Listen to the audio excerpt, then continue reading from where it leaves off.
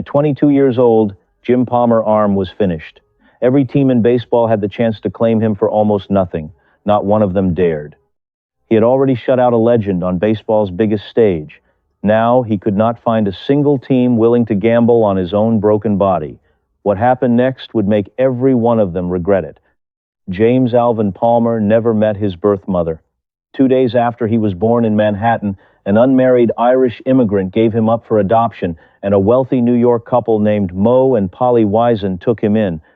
The Wiesens lived on Park Avenue and later moved to a large property in Westchester County, where a young Palmer first learned to throw a baseball in the front yard.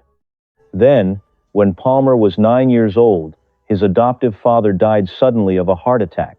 His mother packed up the family and moved 3,000 miles away to California. Within a few years, she remarried, this time to a television character actor named Max Palmer. The boy grew so close to his new stepfather that at 12 years old, he asked to take the man's last name as his own. It was a small decision that would echo much later in his life. Decades afterward, it was Palmer's own wife who quietly sent away a genetic test, searching for the birth parents he had never asked about himself. What she found would not surface until Palmer was well into his 70s. For now, the boy who had already lost one father was about to move again, this time to a dusty town in Arizona that would shape the rest of his career. In Scottsdale, Arizona, Palmer became one of the most complete athletes his high school had ever seen, earning all-state recognition in baseball, basketball, and football at the same time. Colleges from across the country came calling. The University of California, Los Angeles, offered him a full basketball scholarship. Palmer turned it down. Instead, at 17 years old, he signed a professional baseball contract with the Baltimore Orioles for a signing bonus of $50,000, an enormous figure for a teenager at the time. He spent barely a year working his way through the minor leagues before Baltimore called him up. His first appearance came in relief during a wild, high-scoring loss at Fenway Park where he struck out the very first batter he faced. By his second full season, still only 20 years old, Palmer had claimed a permanent spot in the starting rotation and led the entire pitching staff in wins. The Orioles were headed to the World Series for the first time in franchise history, and their newest starter was about to be handed one of the biggest assignments of his young life. Waiting for him on the other side of the diamond was the man he had once quietly idolized as a boy. Years earlier, when Palmer's family first moved to California, the Brooklyn Dodgers had made the same journey west. Palmer became a devoted fan of the newly formed Los Angeles Dodgers, and their brilliant left-handed ace quickly became his personal hero. That pitcher was Koufax. Neither of them could have imagined that years later, their paths would collide on baseball's biggest stage. In the second game of the 1966 World Series, Palmer took the mound against the defending champion Dodgers and against Koufax himself. He was 20 years old, only 9 days short of his 21st birthday. Over 9 complete innings, Palmer allowed just 4 hits and no runs at all, defeating his childhood hero and becoming the youngest pitcher in World Series history to throw a complete shutout. Baltimore swept the series for its first championship. Years later, when asked to name the greatest thrill of his career, Palmer did not point to his later record-breaking achievements. He simply said, "Anybody can pitch a no-hitter." It was also the final game Koufax would ever pitch, as chronic arm pain forced him into retirement that winter, a warning neither young pitcher on that field fully understood yet. For a young pitcher who had turned down a college scholarship, defeated his hero, and won a championship before turning 21, the future looked limitless. Within a single year, that future would nearly disappear. The collapse did not happen all at once. The following season, Palmer began the year with soreness in his arm that he first dismissed as simple tendonitis in his bicep. Rather than shutting him down, the organization pushed him to keep pitching through the pain, believing rest was for players who lacked toughness. By the time anyone took the injury seriously, the damage had spread into his shoulder joint itself, tearing the rotator cuff, a wound that had ended the careers of countless pitchers before him. He appeared in only a handful of games that entire season. The year after that, he did not pitch in the major leagues at all, spending the season bouncing between minor league rosters, trying to find a fastball that no longer existed. The situation grew so desperate that Baltimore placed him on waivers, meaning any other team in the league could claim him for a modest fee. Not one team was willing to take the risk. Weeks later, 2 brand new expansion franchises were given the chance to draft him and passed him over as well. a young man who had shut out Koufax in a World Series 2 years earlier, classes to plan for a different life. Earl Weaver, then still a minor league instructor rather than the Orioles manager, watched him struggle that fall and later admitted his honest verdict at the time. He was quoted as saying he would not bet a nickel on Palmer ever pitching in the majors again. Instead of quitting, Palmer signed on to play winter baseball in Puerto Rico under the guidance of Frank Robinson, hoping a change of scenery might help. There, a pharmaceutical representative suggested he try a newly approved anti-inflammatory medication called induction. Within days, the pain that had haunted him for nearly 2 years simply lifted. It was like someone gave me a new arm, Palmer said afterward. There was a second, quieter discovery buried underneath the obvious one. Doctors eventually determined that one of Palmer's legs was noticeably shorter than the other, a small physical imbalance that had been placing constant, invisible strain on his lower back with every pitch he threw. The fix turned out to be almost embarrassingly simple, a specially padded shoe built to even out his stride. By the following spring, Palmer returned to Baltimore transformed, and just days after coming off the injured list that summer, he threw the only no-hitter of his entire career, shutting down Oakland completely. That winter in Puerto Rico alone, pitching for the Santurce Crabbers, he had won 6 games without a single loss and thrown a no-hitter of his own in that league, early proof that his arm had truly returned. The pitcher nobody wanted just months earlier was suddenly impossible to ignore again, and one of the most complete turnarounds in the sport was already underway. What followed was one of the most dominant runs any pitcher produced in modern baseball history. Across nearly a decade, Palmer won at least 20 games in a season 8 separate times. In one remarkable year, he joined 3 of his own teammates to form a starting rotation in which all 4 pitchers won 20 games in the same season, a feat so rare it has never been repeated by any team since. Across the decade, Palmer earned 3 Cy Young Awards, recognizing him as the league's best pitcher, along with 4 consecutive Gold Glove Awards for his fielding. By the close of that decade, he had won more games than any other pitcher in either league over that entire span. He also led his league in earned run average on 2 separate occasions and topped all pitchers in innings thrown 4 different times, underlining a workload very few pitchers ever matched. Perhaps the strangest entry on his resume was a negative one. Across nearly 4,000 innings pitched over his career, Palmer never once allowed a grand slam, an almost unbelievable statistic for a pitcher who worked as many innings as he did. His own pitching coach, Ray Miller, later called him the greatest situation pitcher I have ever seen, praising his ability to make hitters beat themselves rather than give them anything dangerous to hit. On the surface, Palmer had become everything an organization could want from its ace. But away from the pitching mound, another version of his public image was taking shape, one that had almost nothing to do with the accomplishments piling up beside his name.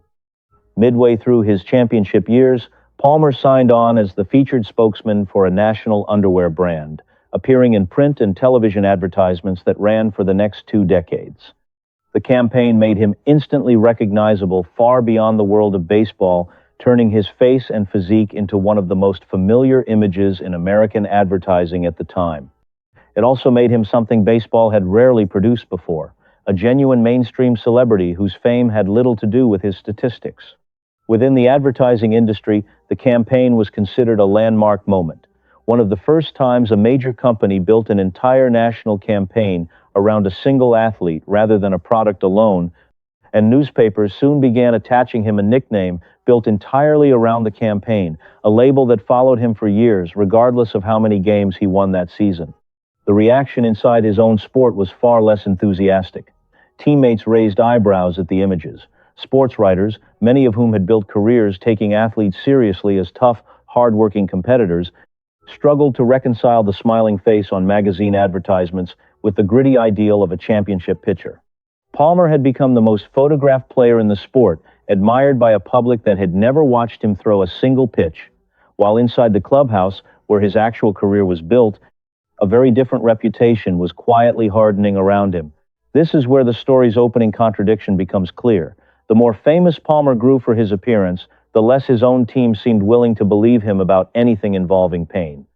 At the center of this tension stood his own manager, Earl Weaver, who managed the Orioles for most of Palmer's championship years. Weaver openly believed that Palmer exaggerated his injuries whenever his performance slipped, calling him a hypochondriac to reporters on more than one occasion. He was Mr. Perfection, Weaver once said of him, arguing that Palmer refused to simply accept an off day like any other pitcher. Palmer fired back just as directly. "The only thing Earl knows about pitching is that he could not hit it," he told reporters at the time. "What makes this feud so striking is its timing. This was not a rookie being doubted before he had proven himself." Some of the harshest accusations against Palmer arrived during the very seasons he was winning his Cy Young awards, meaning the same voices calling him soft were watching him dominate the league at the exact same moment. One incident from the minor leagues captured the dynamic perfectly. Weaver, frustrated during an argument, once ordered Palmer to throw a pitch straight down the middle to an unknown rookie hitter standing at the plate, confident the batter posed no threat. Palmer obeyed. The pitch was launched for a grand slam. The batter was a future Hall of Famer himself, a young catcher named Johnny Bench. It was a small, almost comic moment, but it captured something larger about Palmer's career, a man whose warnings were rarely taken seriously until it was too late to matter.